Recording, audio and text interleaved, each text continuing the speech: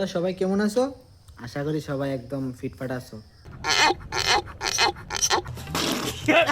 ওখানে আসি আমি আশ্রমে 90 আরিসি মেরে চাচা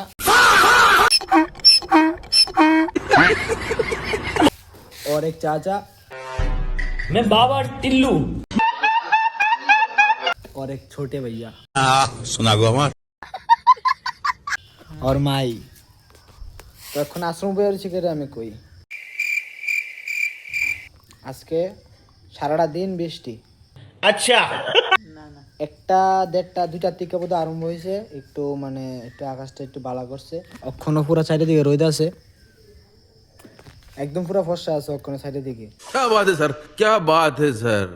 আর আশ্রমের কাজের মালিক মানে কাজের যে লিডার আমার লোক বই আরিছে।